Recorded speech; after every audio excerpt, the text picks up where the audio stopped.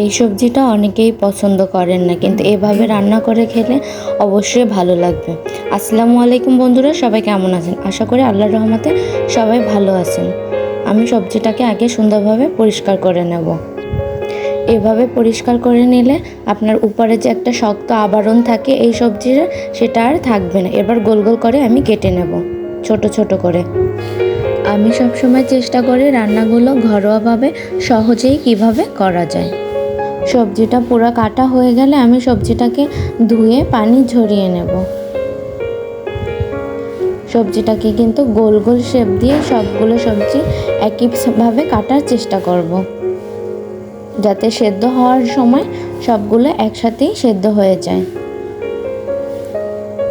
আচ্ছা বন্ধুরা, আমার ভিডিওটা যদি ভালো লাগে অবশ্যই লাইক, কমেন্ট আর শেয়ার করে দিবে।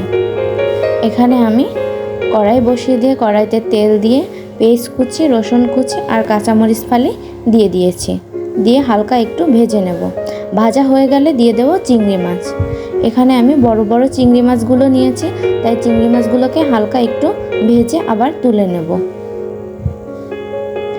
চিংড়ি মাছগুলো ভাজা হয়ে গেলে আমি একে একে চিংড়ি মাছগুলোকে তুলে নেব। তুলে একটু আমি থেতলিয়ে নেব। আমি এখানে থেতলানোর জন্য হামানদিস্তা ব্যবহার করছি। আপনারা চাইলে শিলপাটাও থেতলিয়ে নিতে পারেন। এবার আমি এটা একটু থেতলিয়ে নেব।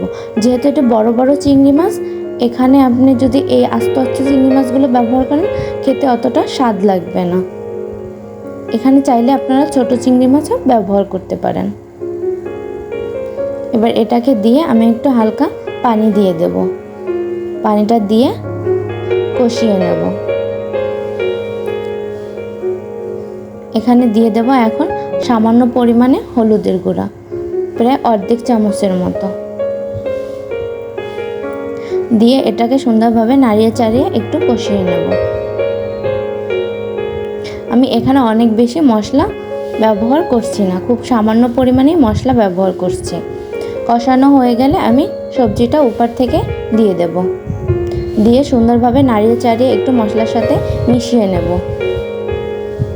মেশানো হয়ে গেলে আমি উপর থেকে লবণ দিয়ে দেব পরিমাণ মতো। লবণ দেওয়া হয়ে গেলে আমি ঢাকনাটা দিয়ে দেব। ঢাকনাটা দিয়ে মিডিয়াম টু হাই আঁচে রান্না করব। এবার সবজি থেকে যে পানিটা ছেড়ে দিবে, এতেই পুরো রান্নাটা কমপ্লিট হয়ে যাবে। আমি এখানে এক্সট্রা কোনো পানি ব্যবহার করব না।